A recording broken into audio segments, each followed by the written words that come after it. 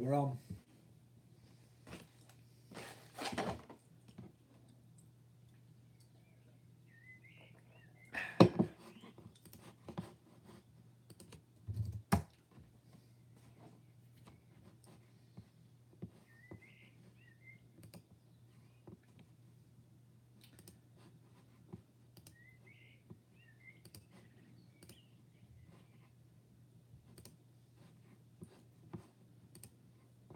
So, boys and girls, the whole point is I'm here to help. You have to ask me stuff, and I'll help you with it.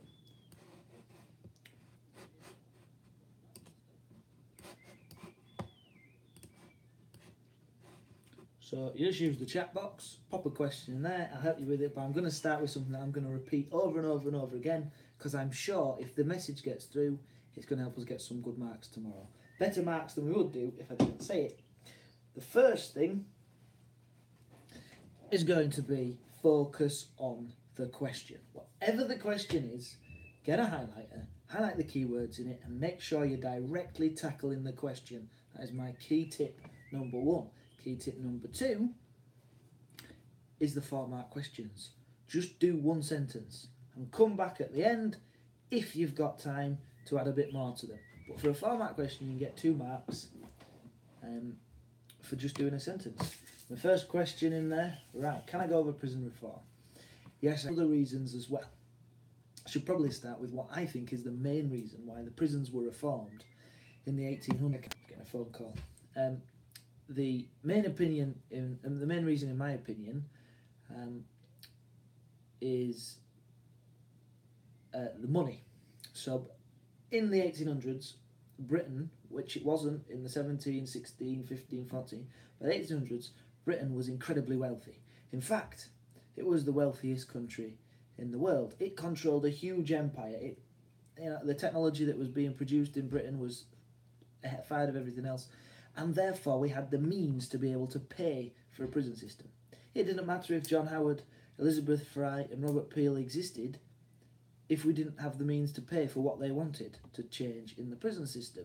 So for me, that would be the absolute pinnacle, that in the 1800s the Industrial Revolution had happened, was happening in Britain at the time, which meant that Britain itself was wealthier, more people were able to pay more tax, so the government was able to do things like pray for prison reform. That would be my number one key reason. I would also talk about the problems with the old prison systems. Now there's many, and you can probably see some in revision guides, you can see some of my videos as well, but to name just a few, a murderer who'd been on a murderer and a rapist would be in the same place as a 14-year-old lad who'd stolen some bread. No, there was no category. So you got the crazy, lunatic, evil, horrible people in with the people who might have just stolen something just because they were desperate and wanted something to eat. You've got the fact that the prisoners had to pay a fee to be in prison, which seems ridiculous. And obviously some of them couldn't, and if they couldn't, they had to rely entirely on charity. And the conditions, obviously, for those people were the absolute pits. But if you were wealthy and you ended up in a prison, well, you could pay for quite nice rooms, you could have visitors, you could keep pets. There's even some evidence that in some prisons, wealthy prisoners paid for other people to serve their sentence for them. There's crazy amount of corruption, and there was a massive concern that these places were a school for crime more than anything else. Why is that a pic of a man hanging himself? And my other, so you've got to talk about Peel, Elizabeth Fry and John Howard. So John Howard, he was a sheriff and he went into prisons and he was shocked by what he saw, so he tried to raise awareness, and he published some works. I can't remember whether it was a book or a leaflet, so this is how I'd get around it. He published some works of his to spread awareness around the country of the terrible conditions in prisons. And Elizabeth Fry was a Quaker who raised awareness as well, especially within the other Quakers in the Quaker movement. And the key point about John Howard and Elizabeth Fry is they made people aware of what was going on. If they weren't there, people might not have been as aware of the terrible, terrible conditions in the prison system. But again, I would have them them lower down than the problems with the prison system themselves, because if the prison system was fine, well, they wouldn't have anything to raise awareness of, would they? So I would have the wealth of Britain, because without that, you wouldn't be able to change the prison system. There wouldn't be any prison reform. I'd have the significant problems with the prison system originally, and then I'd have the reformers. But Robert Peel himself was really important as a reformer, so you could even separate those out. But Robert Peel was very important because he was Home Secretary, so he had the power to actually change the laws of the country to make sure the prison reforms took place. You could also talk, I mean, that would be very specific to the Galls Act, which is what I'm talking about, Lewis, actually. The Galls Act was what Robert Peel brought into place in 1823. That was the law which said these things have got to change in prisons. And there was a whole set of things which he decided this has got to change. And I can't remember them all. So let me make sure I get them, because it's your exam tomorrow, so I better get this right. And I've got the textbook here. There we go. So the Galls Act, prisons had to be healthier with a fresh water supply and drainage. That tells you how bad it must have been before, without fresh water or drainage. Prison warders and governors had to be paid not by the prisoners. There had to be proper food. Prisoners weren't allowed to keep pets anymore, not even if you were rich. Prisoners had to be separated into the hardened criminals away from the first-time offenders, so that was a bit better. And male and female prisoners had to be separated as well, and many other things beside. But that's only one change. So you'd limit yourself if it was a question that was talking about change over 100, 200 years, and you only talked about things leading up to the Galls Act. Things changed after the Galls Act, because after the Galls Act, Pentonville was the first government prison. Let me just find, I think it's on your Quizlet, but yeah, there we go. Between 1842, so 1842 was the first. After the 1840s, the government built more prisons. They were trying to create this separate system, so every prisoner was separate. Hold on a sec, I got distracted. But the problem with that is it sent people crazy. And so they had to change it. But not only did it send people crazy, it was ridiculously expensive. So they had to change the separate system because it would send people insane, and it cost a huge amount of money. And then it moved to the silent system, which didn't require the prisoners to be separate, but it was really harsh. And that's partly because attitudes had changed, and people stopped thinking that you could change people and started to believe more that people were born as criminals. So there's no point trying to reform them, just make the punishment harsh and severe so that it would deter them in the future. So attitudes changed towards the end. So you got terrible prison system, Galls Act, separate system, silent system, and that's the prison reform of the 1800s. Tash, can the paper tomorrow not be in? Yes, the paper. Let me put you a link in here so you can see an example paper.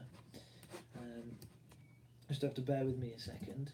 So if you NXL GCSE history, the paper is definitely on crime and punishment and Whitechapel.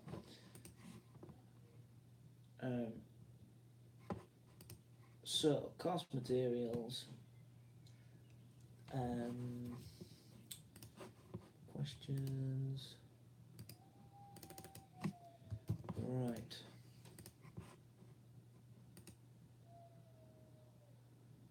Sorry, Jack, I can't do that. Right, so you've got a link there, and if you go on that link and scroll on, there's every example, but luckily for us, the one at the top is crime and punishment, and you can see what our paper looks like. So you can see it starts with Whitechapel, and actually it's the same as the question I've just had there. What are two features of accommodation in Whitechapel? And you can have a look for yourself and have a see what you've got to do. So features of accommodation in Whitechapel, massive overcrowding would be the first thing I would say there. And there was so many people crammed into a small area. I'd also probably talk about lodging houses. So lots of people stayed in lodging houses, which were basically, there were often places where beds were stuffed in and you paid for a bed for the night. Not for a room, for a bed for the night. And, the conditions weren't particularly nice. In fact, conditions were so bad, and people living in these lodging houses were often so poor that in some lodging houses they provided a rope along the side that men could, well, women I suppose as well, but could pay so that they could sort of sleep leaning against the rope like that. So lodging houses, massive overcrowding, unsanitary conditions, you would say, like unhygienic because it's so cramped, dirty. There's people emptying buckets out in the street that they, night buckets that they'd used to peeing in the night, bedpans if you like. So there. So, how effective were the police in Whitechapel? Well, it depends. If you're judging them by the standards of the police today, not very effective. And most people in their exam will probably say not very effective, but they were still relatively new. And their job of finding Jack the Ripper was not necessarily because the police were incompetent why they didn't catch Jack the Ripper. They just didn't have access to many of the things that the police later had. They had to basically catch Jack the Ripper either in the act or based on the eyewitness testimony that they got.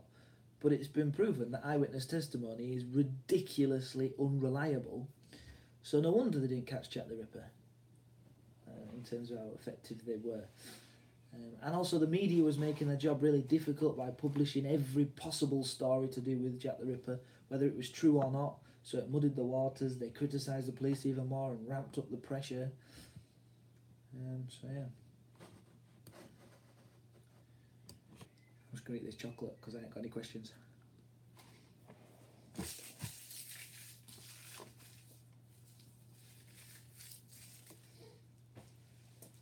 I'll tell you what I'll do. I'll go through my 3 tips again. 1. Focus on the question. You're not going to get many marks if you write some really great things but not focusing on the question. 2. 4-mark questions.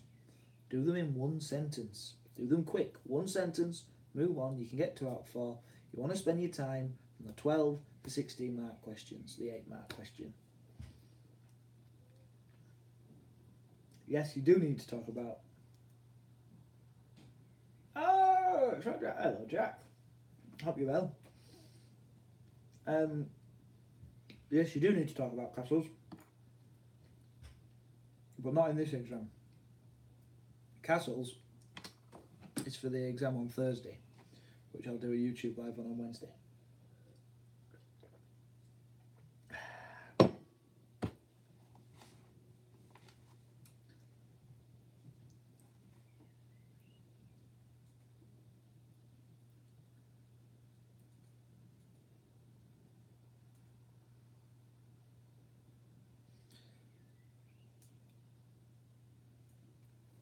So the first question on there that I've popped up, yes, in my opinion, the main reason for punishment was to deter people,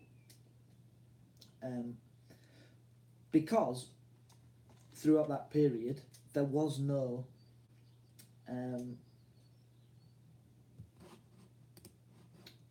established police force. Well, and there was law enforcement. Of course there was. You've learned a lot about the law enforcement over the time, but it was very basic.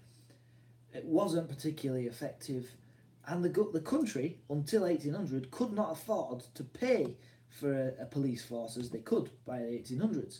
So they had to make punishments terrible to try to put people off from wanting to commit crime in the first place, so to deter them. So yes, the Derek Bentley case.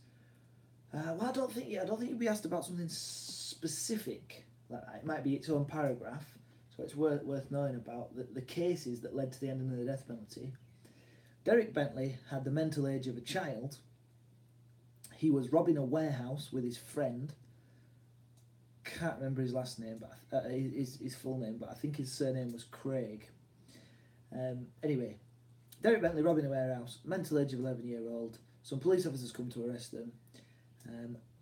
One asks for the gun off Derek Bentley's mate. Derek Bentley says let him have it, or allegedly says let him have it, and Derek Bentley's mate shoots the police officer, kills him. His mate is too young, he's under 18, so he can't be executed, but Derek Bentley can, for playing a part in the murder of a police officer. Of course, there's massive controversy, because A, he has the mental age of an 11-year-old, or a child at the very least. So can he be held responsible for exactly what he was doing? B, he didn't actually murder anybody. And C, let him have it might have meant let him have the gun. And there was loads of people protesting, people saying this is wrong, asking the Home Secretary at the time, who was like the boss of crime in the country, below the Prime Minister, because he or she deals with that. Appealing to the Home Secretary. The Home Secretary was the one who had to sign the death warrant at the end as well, the execution, to say yes, this person should be executed, but he did, and then he was executed. And although it happened in the 50s, I can't remember whether it was, I think it might have been 53, but I'll just be writing in my exam in the 50s, if I'd forgotten. You could not got to think of these tricks tomorrow. It really got the ball rolling towards the ending of the death penalty. There were two other cases, very quickly. Ruth Ellis, glamorous, good-looking, the last woman to be executed in Britain. Her case caused massive protest. She did shoot, she definitely did it. She shot her lover, but her lover had been known to beat her. And so that's why that caused controversy. Nobody was saying she hadn't done it, but they were like, she shouldn't be being executed here. It's not as cut and dry as that. And Timothy Evans, his wife got pregnant, they wanted an abortion. Abortion was illegal at the time, this is in the 50s. So, but they were lodging in a house of this other fella, can't remember his name, but this guy said to them that they could have, I'll sort you out, he said, I'll sort you out with an abortion, I've done these things before. They agreed to it, and then Timothy Evans' wife died. And Timothy Evans was feeling guilty and panicking and worried about it, because he was thinking, if this guy has killed my wife, he could get executed here, and he was just doing us a favour. So he confessed to the crime. He confessed to killing his wife, even though he definitely didn't, because of how guilty he felt that some other guy was going to get done for it when he was trying to do them a favour. And so he confessed. He changed his story a few times, because that happens when you lie and you put under question, but it didn't matter. The police took him in, it was court case, he was convicted, he was executed, and then a few years later, a serial killer was found, and that serial killer was the guy who did the abortion, and he admitted to doing it. So they were like, oh. So even when somebody confesses to murder, you can't be sure that they did it. And all of these cases caused protest and outrage, and then the death penalty ended. What else we got? Do you need to have a... Yes, you do, Ben. I don't know what you mean, what was that the only reason? So just elaborate, should I say, on that question, and I'll answer it. For 12-mark questions, you need a line about yes, you do. So for a 12-mark question, you have to have a main reason. Good idea, start with the main reason. So your first paragraph, so you might even do 2 paragraphs in some of them. I've done plenty of videos on that. If you're just doing 2 paragraphs, just for line of reason, say the main reason was, like that. That's usually the easiest way to do it. I think I get your question now. It was not the only reason that they punished people. There were other punishments from it. So, for example, vagabonds, houses of correction. What things about crown punishment in the 1790s do I need to know? Well, that's quite a big question. Lots of things.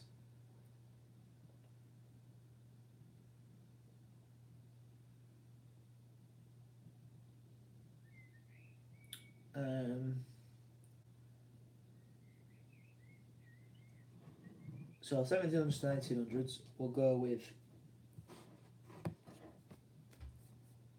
poaching. That's one of the topics that's on there. Highwaymen.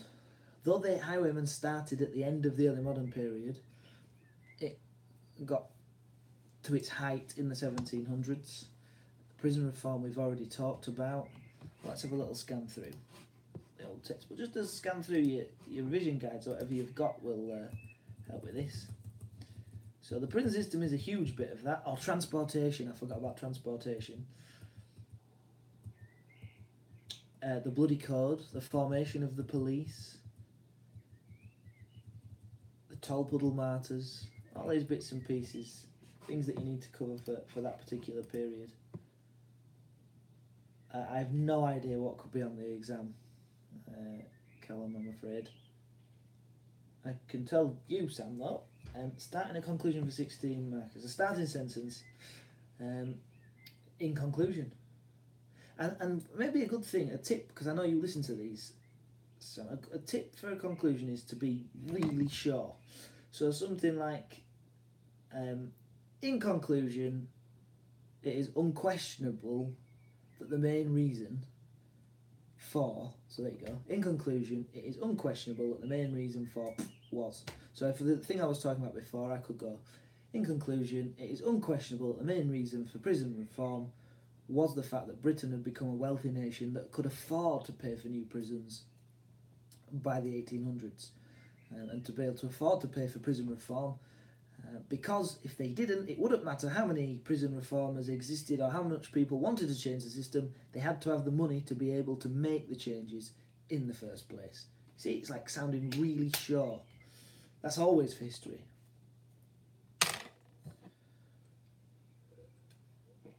Yeah, I've got no idea what's going to be on the exam tomorrow.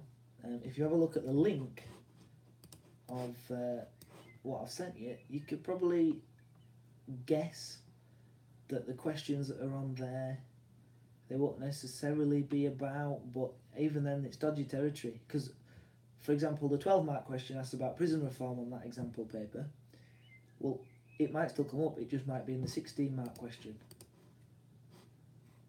The Toll Puddle Mark. Oh, Bow Street Runners. Oh, yeah. Who were the Bow Street Runners? Right, yes. The Bow Street Runners were some. Were they called the Fielding Brothers? I think they were. Let me get to the book. I'm placing the book. Yeah, that was right. So some brothers, the Fielding Brothers, they were magistrates, which means they heard court cases at a magistrates' court in London. And they wanted to do some good. If you want the fancy word, they were philanthropists. Google it, philanthropists. That'll make you sound clever in an exam. They were philanthropists, they were people who want to do some good. So they decided they were going to foot the bill themselves and try to reduce crime around and within London. So, and the magistrates' court, surprisingly, was in a place called Bow Street. So that's why they set up what became known as the Bow Street Runners. And so these Bow Street Runners were a private police force, if you like. They went around trying to catch criminals and stop criminals and doing all the things that the police would do without, very much in the way of resources. One thing that they did was set up a horse patrol. So some of them got on the horses, trotted around the dodgy areas on the outskirts of London where highwaymen patrolled, and lo and behold, highway robbery numbers plummeted because there was somebody there policing it in those areas. So that's one massive success that they did have. They also set up a newspaper called, and you know where they've got this name from, they set up a newspaper called the Hue and Cry that people could write into from around the country. So if there'd been somebody who'd been robbing people in Harrogate, somebody in Harrogate could write into the Hue and Cry. That information would be published in the Hue and Cry, maybe with a description of the criminal if somebody'd seen them. And that was like the first national database of information that would make it easier to catch criminals from place to place, if you like. And I don't think it's not in the textbook, but I know the government saw what the Bow Street Runners were doing, and the Fielding Brothers thought it was a good idea and gave them grants to carry it on. And so then eventually was obviously like, right, we should just set up our own that we're in control of. So yeah, the Bow Street Runners, early 1800s, late 1700s. No, mid to late 1700s into the early 1800s. But it inspired the police force. So if you're thinking why were the police formed, same as the prisons in terms of the wealth of the country, but also the Bow Street Runners and the great work they were doing inspired it, as well as Robert Peel, who's another bit of crossover. He's a very important man. Where are we going? Donation link. I don't need one, thanks. Toll Puddle Martyrs. Oh, vigilante. That's a great question, Tash. Were they like vigilantes? No, they weren't like vigilantes because they were law enforcers. They were magistrates, and the government was approving of what they were doing because they were giving them grants. So they weren't vigilantes, because a vigilante is somebody taking the law into their own hands. But they were magistrates and the government approved, so not quite. Can I go through a 16 marker? So I want to. Oh no, I missed Tolpuddle Martyrs. So Tolpuddle Martyrs. Oh, the Kindle's gone. Kindle app's disappeared. I'll have to reload that. But I'll tell you that anyway. These were some men. The Tolpuddle Martyrs is an example of the country in the 1800s and the massive gap between the rich and the poor, and how the rich were trying to keep the poor in the place. There's basically some farm labourers who asked. I think they were farm labourers. Anyway, some poor men who asked for some more money from the bosses. Kindle app's back on now. And their bosses were so annoyed that they dared to ask that they reduced their wages even more. So they set up a little group, a secret group. They didn't actually do anything, they didn't go on strike or anything, but they set up this secret group called the Friendly Society of Agricultural Labourers, and they took a secret oath. Did nothing with it, but their bosses found out, complained to the government agreed that what they were doing was wrong, and they got punished by being transported to Australia. And that punishment might not seem to, if somebody says, right, you're going to be sent to Australia, they're like, oh, holidays. Then, that was a horrific punishment, because the journey was absolutely horrendous. People were in outrage about what had happened to these poor men who really done not much wrong, and it was just a massive example of the rich trying to keep the poor in their place. There was so much in the way of protest, and what was it? At one meeting in London, 25,000 people came along to the meeting, and it twisted the government's arm, and eventually they pardoned them and let them back. But by then they were already in Australia, so it took a long time for them actually to get back. 2 years before they all got back home. Can I go through a 16 marker? Always start a 16 marker with one sentence. This is what I think. Whatever it is, you should be able to read that one sentence and know exactly what you're going to write. History is not like a book. You have to spoil the ending right at the very start. Then I would try to do 3 paragraphs. You have to write about whatever's in the question, but I'd try to do two more, so 3 paragraphs and a conclusion at the end. However, if you can't think of 3, don't panic. You can still get 16 marks if you just think of 2 different paragraphs, or if you run out of time. That could be another option. Don't get hung up on trying to do 3 paragraphs tomorrow. You do need to know about the Metropolitan Police Act. That was when the police was formed.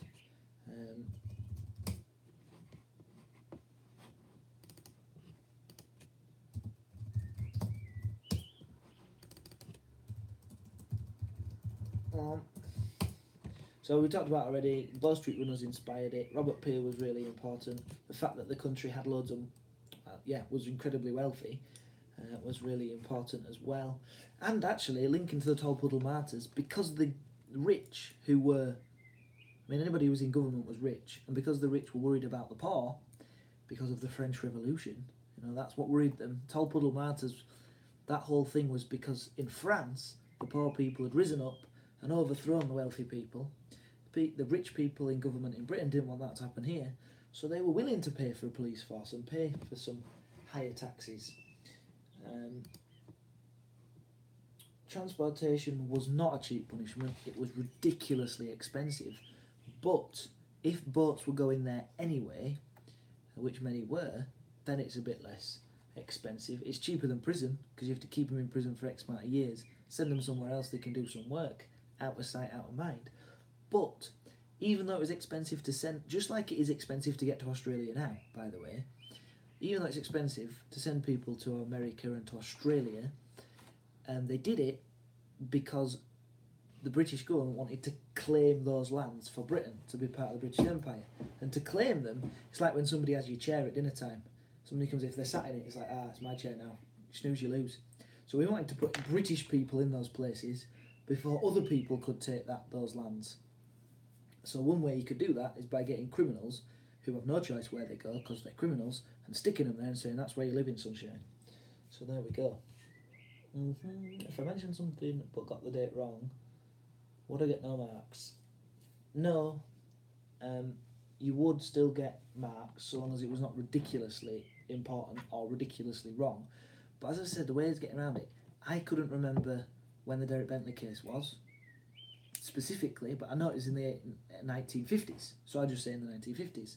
Or if you're really struggling, you could say in the mid 20th century, or in the early 20th century, late 20th century. If you're not 100% sure, get around it like that, or just don't put a date.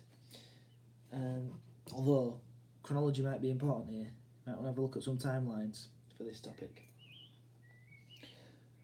The garrotters, well, it was in the late 1800s. Again, I can't remember the date, so I would, in my exam, sat there like, I can't remember the date. Oh, in the late 1800s, there was an incident whereby there was a gang in London. What they were doing, they were coming up behind people, strangling them, and if you strangle somebody, they'll go unconscious, but not die unless you keep strangling them.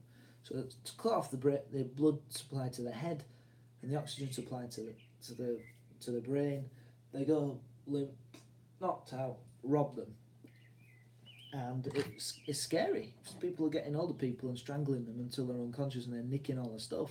It's scary, but there weren't many people doing it. It was just like, well, not like Jack the Ripper, but it was a juicy crime story, and the Victorians loved that. And so it exploded into the newspapers, into the magazine, into the penny dreadfuls, the thing which spread fear of crime in Victorian England, but particularly because one MP, now an MP is somebody in government, somebody with the power to actually change things, an MP was got by the garrotters, and that really set it off going, because it was somebody well known and wealthy and relatively famous being caught by. So this hardened attitudes towards criminals, and led to the introduction of the silent system, which was, well, you can guess, can't you? There was no emphasis on reform and changing a prisoner. It was just, this is going to be harsh, this ain't going to be fun, but you're going to have it, sunshine, because we think you are born criminals and you need to be treated really harshly. So it had an impact on the prison system.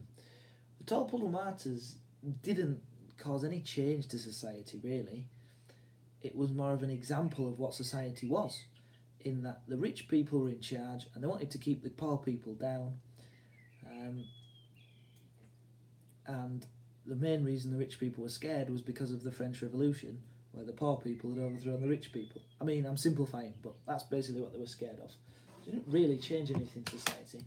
Not that I'm aware of, but it's your exam tomorrow, so I will double check. If it says anything at the end of the text. Tolpuddle, there we go. Consequences of the Tolpuddle Martyrs. No, that just gets the end. Nothing on there. Structure of the 16 marker, yeah. Again, you start with a sentence, you spoil the ending. It's not like a book where you get a book, you'd be like, there's a book. You want to open the front page and get the ending at the start, you'd be like, what? Well, I don't want to read that. In history, that's exactly what you do. You start with the ending. You say, this is what I think about that. Whatever the question is, here is my line of reasoning. Here is my main reason. Try to do 3 paragraphs. Don't stress yourself out if you can only think of two big bits to write about. Always end with a conclusion. If you run out of time, do a conclusion. Conclusion is the most important bit. I have no idea about the release date of Despacito.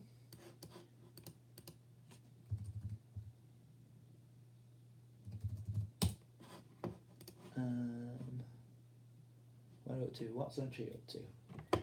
No particular century, I'm just answering questions.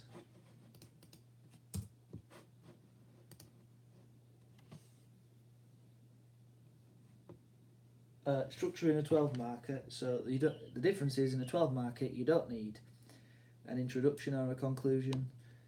You do need to have a main reason. So you would say, this is my main reason, or this is my main point. It might be a causation question, but you have to have a main point or a main reason for whatever the question is, and you need to write about it. I feel like this is frozen a bit here. Could you go through key resources like police records for how useful questions? Yes. Yes, I can. I think I've made something about that. All right. So you're getting the question. It's not going to be a how useful question, but the question where you get asked how would you follow up this source, you probably want to just, if you're struggling at this point, there's a few different ones, but the ones that are most likely to be the ones that you would think of, I would say police records, because they tell you who's been arrested and what for, but what they're not great for, it doesn't tell you about the criminals that got away with it. Newspapers, so local newspapers would have a really good knowledge of, and these would probably be in, so newspapers are a likely thing to turn up in an exam, whether it's a newspaper cartoon, or magazine cartoon, or a newspaper or magazine article. The key thing about magazines and newspapers is they often exaggerate things, and actually they often only choose the interesting things to write about, and they exaggerate them, because the whole point of a magazine, a book, a newspaper, is to sell, to make money. So you've got to make it interesting or people will want to buy it. So the main problem with them is they tend to exaggerate. You can't be sure they have exaggerated, because they don't always. But there's a tendency that they might exaggerate. The key thing you've got to look for in a how useful question, though, if you've revised right, you'd look and you go, no, I know that sort of thing happened. So you say, well, it's useful, or these sources are useful, or this source is useful, because, well, I know that the police struggled to catch Jack the Ripper because they had to rely on eyewitness testimony, or something like that. Or I know that the media was particularly negative towards the police during the Jack the Ripper investigations. That sort of thing. Right, hold on a minute. Is it possible you could suggest 2 or 3 things from each period about crime punishment, like some bullet points? I can't summarise the whole of the course into 2 or 3 bullet points per period. What I could tell you, and this is not the only thing, but let's just pick things that come out at the top of my head of key things to know about each period. Brace yourself for this. I'll have to think about it for a minute. And in fact, I'm not just going to think about it. I'm going to get this. Right. The first thing, I will give you a generalisation about each one of the ages. So we get to the place that I want to be. The Middle Ages, crime and punishment had to be harsh because it had to act as a deterrent, because law and order was not very advanced, if you like, and certainly law enforcement wasn't. The church had a big hand in law and order. So criminals could escape justice by reaching sanctuary. There was trial by ordeal. You know, the church is massive in that first period. So know about the things to do with the church, like sanctuary, trial by ordeal. Trial by ordeal ended in 1215. That's in your Quizlet. And also there were some changes when the Normans came in, like the murder and fine and the forest laws, which again are on the Quizlet. Get yourself memorising that quiz. Get on the bus in the morning, memorising that Quizlet, getting as much in your head as you can.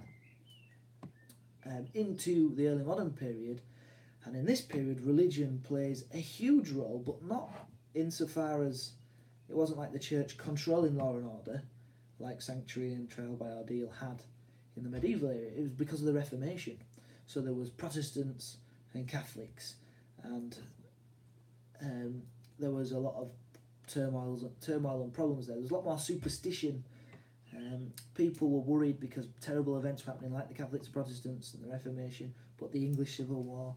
So witchcraft was a thing in the early modern period.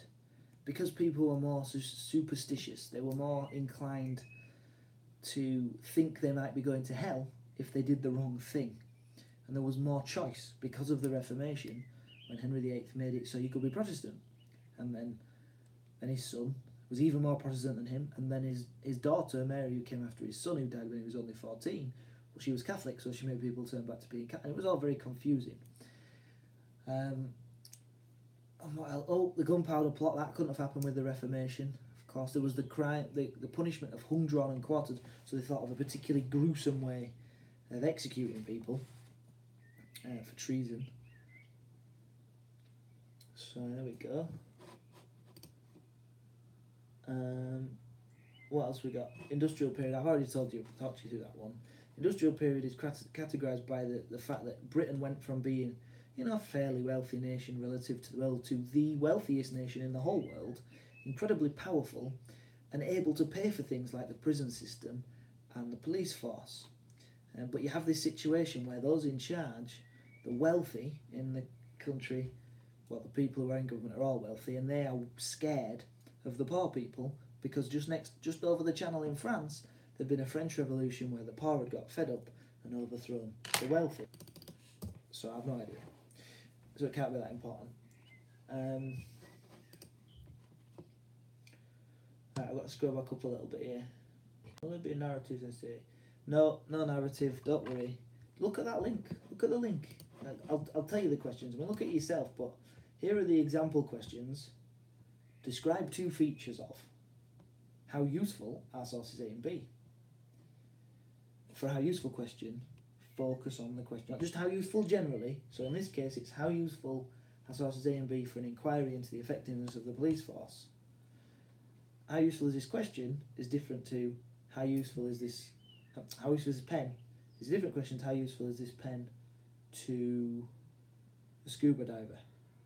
Yeah, totally different to how useful is this pen to a student. That sort of thing.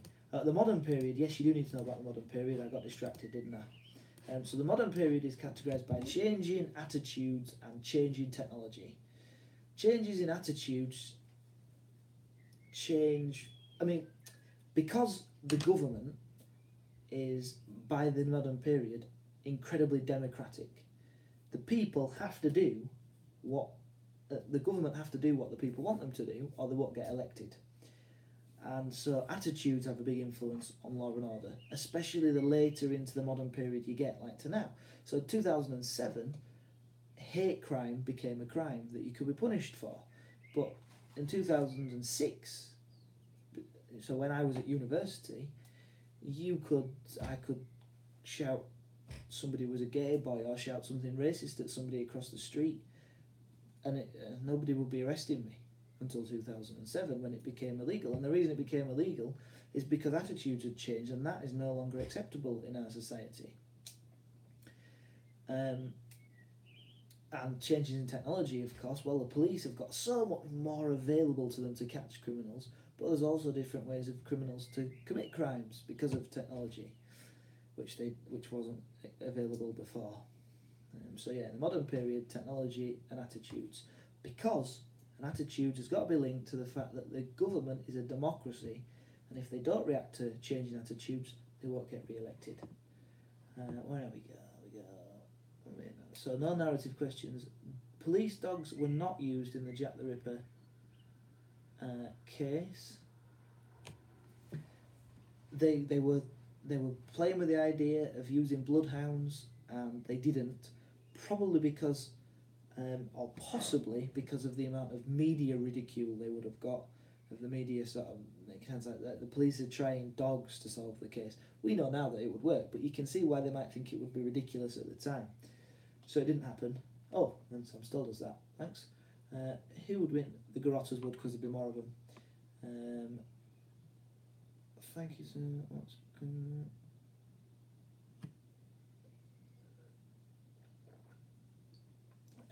Refad, change your early modern to the Reformation / religion. How long has this been on? It's been on for 44 minutes, but don't worry, as soon as I've finished, it uploads itself on, so you can watch the start if you want to.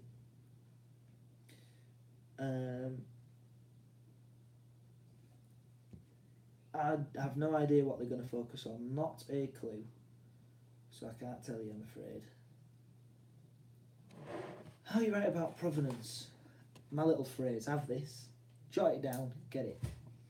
You'd write about all the reasons why it'd be useful, and then I would say, of course you have to be careful with this type of source. Because. So that's my little phrase. Of course, you do have to be careful with this type of source, because. Have that phrase, write it down, I'll say it one more time. Of course, you do have to be careful with this type of source, because. So, if it's a newspaper, because newspapers have a tendency to exaggerate because they're trying to sell more newspapers, and so they want to make the stories particularly juicy. if it's a diary, you have to be careful with a diary because although it's somebody's honest opinion, it's only the opinion of one person. In fact, you can have that for a lot of sources. A cartoon, although it perhaps reflects ideas of what people thought at the time, because if it didn't, they wouldn't find it funny, it is really only the opinion of the artist and the interpretation of the artist. And it's only the opinion of one person and not necessarily representative of lots of people. It's a court record. Of course, you have to be careful with court records because although they are official records and they're usually fairly reliable, they only record what people say in the courtroom, and people don't always tell the truth in a courtroom. That's the little phrase I would have. Of course, you do have to be careful with these types of sources because you do have to be aware of dates because you need to know when things happen. You can't just sort of say, do it like the chapters in the book.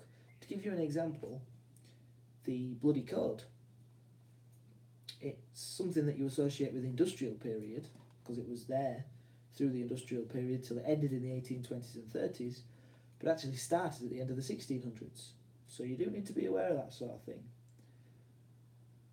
Conscience objectors, yes. So conscience objectors were treated horrendously in the First World War and not quite as bad in the Second World War. And this goes back to what I was saying before about the modern period, because attitudes towards conscience objectors were incredibly harsh in the First World War, and so the government was harsh towards them. But in between the wars, people had been able to reflect on the First World War and gone, actually, that was a bit wasteful. Maybe the conscientious objectors had a point, and so their attitudes towards them softened a little bit. So some conscientious objectors died because of their treatment in the First World War. That didn't happen in the Second World War, but they would still be put in prison. What are the different sources can you stuck in the moment for question 2b? So the sorts of sources you can follow up things with. Well, I mentioned this before. Local newspapers, national newspapers, they'd be useful because they'll tell you the big stories in the area at the time if it's a local newspaper. Police records will tell you who's been arrested and what for. Census records will tell you who lives in a certain area or how many people live in a certain area to help with overcrowding. Court records would give you an idea of the specific details of crimes and what had been involved. There we go.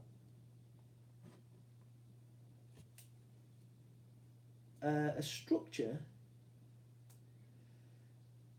I don't know what per-or is, but if I was to start a paragraph, I would most likely be going, another reason for is, so start the main reason in the first paragraph, or in my intro and my first paragraph, and then another reason, and another reason, or a further reason, something like that. That's kind of how I would start.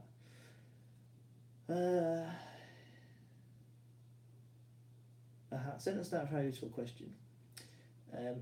This source, so you're going to have to do about two sources. So say source A is useful to some extent because from my own knowledge I know, or history tells us that. So there we go.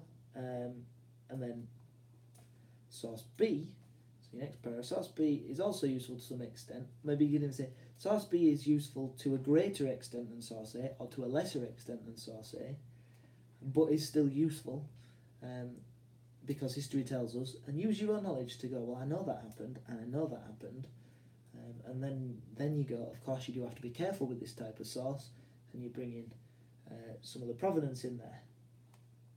But heresy is a crime against the church or a crime against God, and it was a particularly big thing in the early modern period because the head of the church, the king or the queen, well, the head of the church was also the king or the queen. So if you did a crime against the king or the queen, if you worshipped in the wrong way, if you got the Catholics and the Protestants split after the Reformation, there's much more a likelihood of people being accused of heresy in the early modern period.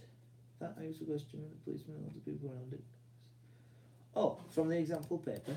Alright, let's have a little look. Um, so for that one, from the example paper, I would say this source is useful to some extent because it does give you an idea of the difficulties that the police force had to face.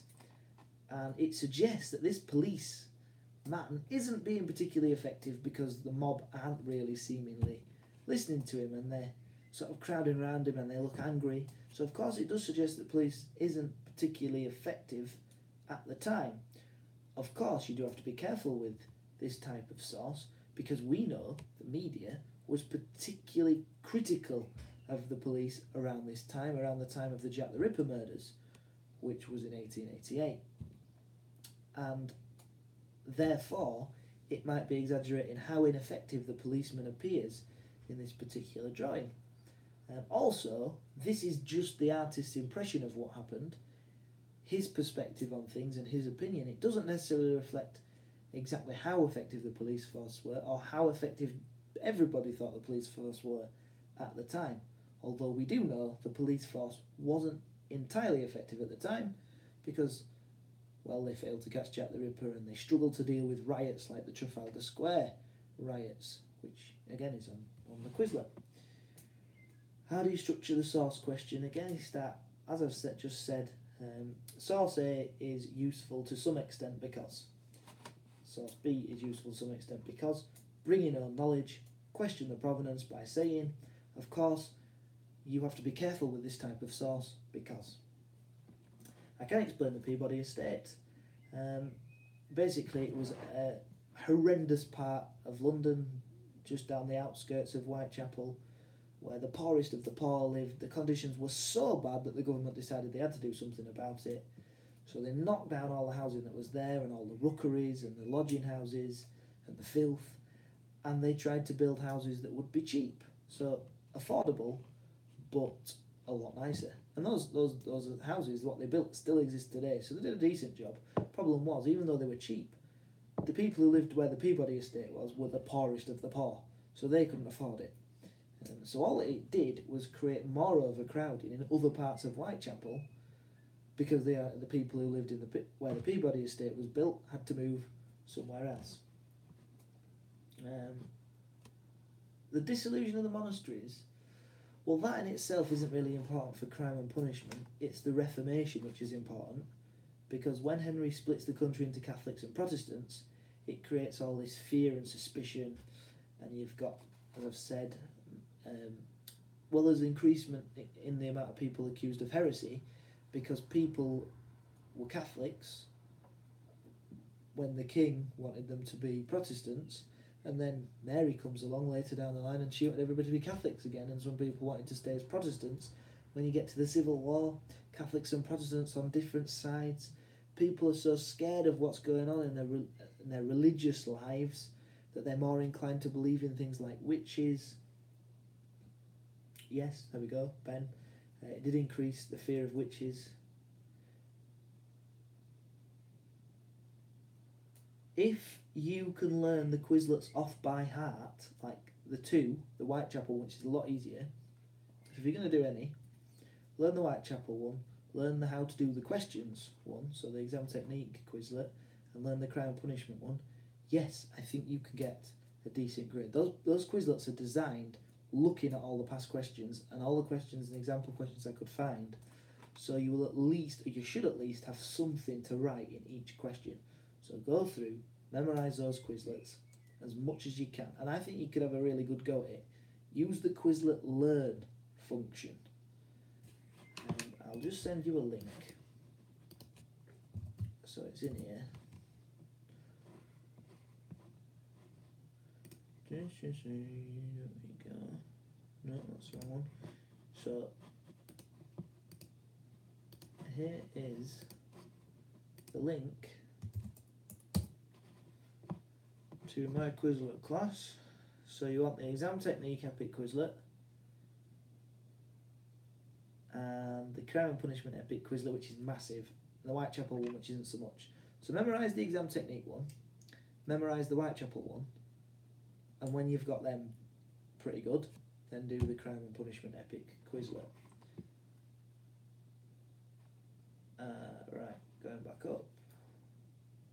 The main form of law enforcement in the early modern period. Things hadn't changed much from the medieval period. So you still had the hue and cry in the villages. You still had sheriffs and coroners. There were some changes. So there was the justice of the peace, which was a very powerful. You had to be rich to be a justice of the peace. You were getting a lot of power from being in control of crime and punishment in the local area. So it was a privileged position to be in, but it was still. You had town constables, town watchmen. Let me find it. Find the text, but I get it right. So you had. It was basically the same as medieval law enforcement, with some add-ons, but not particularly many or particularly effective add-ons. It was mostly community law enforcement. There we go. So the hue and cry, not in towns anymore. Towns have become too crowded. You still had the parish constables. You had town watchmen. Yeah, I remember town watchmen because they were allowed to peek through people's windows to see if they were up to no good. And I just imagine being sat there having your dinner and somebody's head sticks around your window and you're like, yeah. And sergeants in the towns were employed to check that people weren't being conned by market traders and would fine the market traders if they were doing anything a little bit dodgy. So yeah, I'll tell you about justice of the peace. Very important. They were actually set up at the end of the Middle Ages, but they were made more important in the early modern period. They would judge cases of local importance, so not the massive crimes. They would have to wait for the royal judges who would travel around the place. What else we got? When what do you mean were the police completely useless? They're not now, and they weren't completely useless during the Jack the Ripper case. There just weren't as many of them as there are now. They weren't as they didn't recruit the best recruits. They had lower entrance to get in. They'd not developed all the techniques. But nobody in the world had the detective techniques that they developed in Britain over time. They were sort of the first few having a go at trying to work out who'd committed murders from clues. Yes, the Reformation increased the fear of witches because it increased superstition and general fear of religious things at the time. You do need to know Matthew Hopkins and the Tolpull Martyrs. I've been through Tolpull Martyrs, so you'll have to look back another time. Matthew Hopkins, the Witchfinder General, did his thing in East Anglia, so not over the whole country, and caught and killed a lot of people who clearly weren't witches because they don't exist. But it happened during the Civil War when people were even more scared than they normally would be because so many people were being killed and so on and so forth. It wasn't a very basic benefit system. If you're talking about the Peabody estate, because they didn't have any choice and the people weren't given any benefits, the people were told you're leaving. They knocked down everything that was there and they built new houses there. Highway robberies changing continuity. Well, highway robberies, you can talk about why did they increase? Why did highway robbery become such a problem, and then why did it decline? It became a big problem because it was in the late 1600s. Guns became more cheaply and readily available because there'd been so many left over from the Civil War. Also, horses became available cheaper and easier, and you need guns and horses to be highwaymen. There were more people travelling around the country, and so you need people to be travelling from place to place to have anybody to rob if you want to be a highwayman. There's also law enforcement in towns, in settlements, but not between them. So that's where you could operate as a criminal without as much chance of you being caught by anybody. Why did it end? Well, in my opinion, the main reason would be the improved banking system. I went to Manchester a couple of weeks ago. I didn't take any money with me because I knew I could get money out of the cash point. Cash points didn't exist, but banks did. So you could get your money out of a different branch of the bank in another place. So people no longer had to go around with great wadges of cash.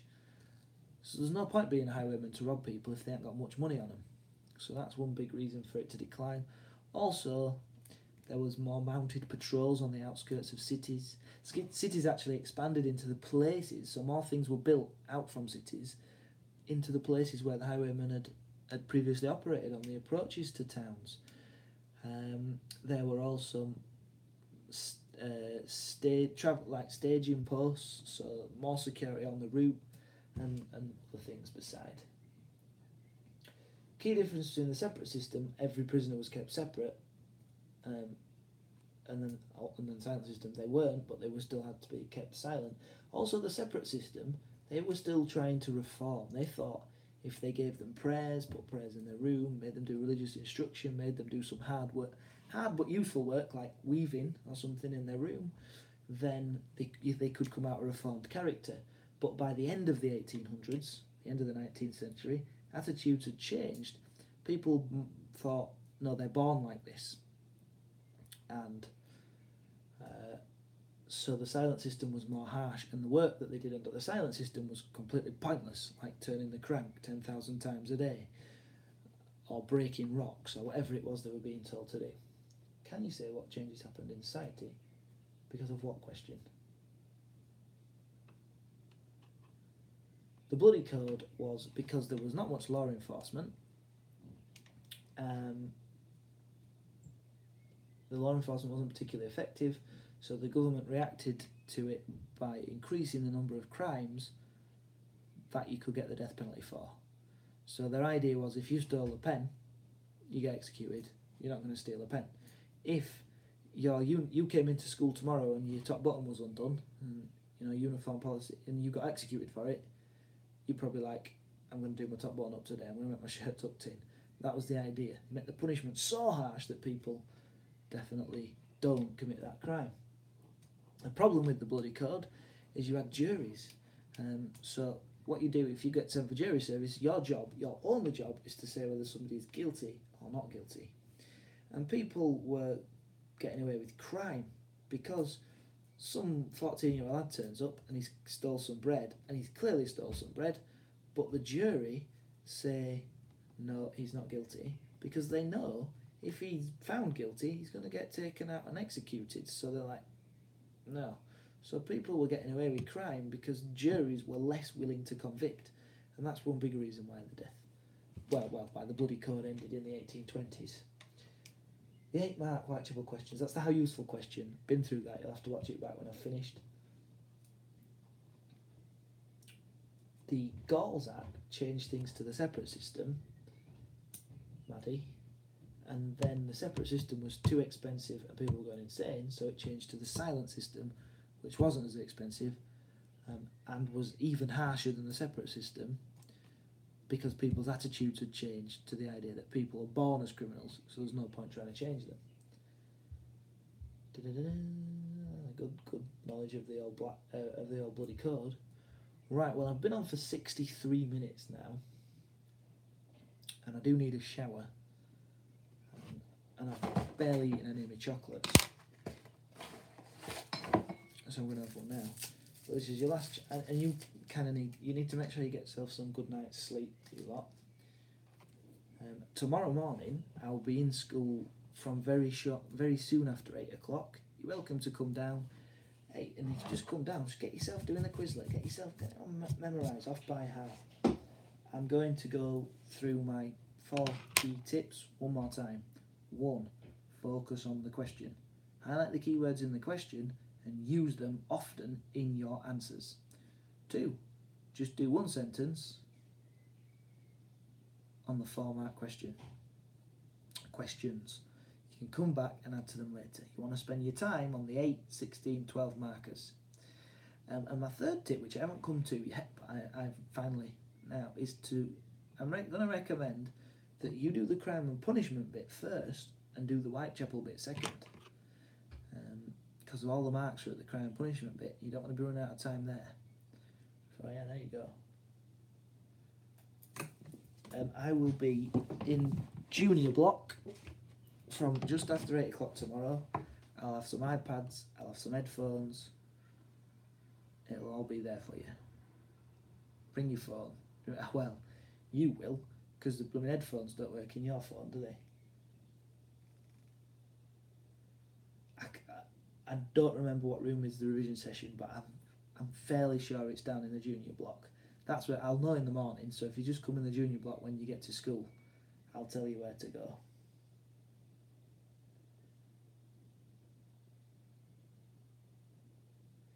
Again, I don't know what rooms the revision sessions are. I'm sorry, I'm a bit useless with things like that.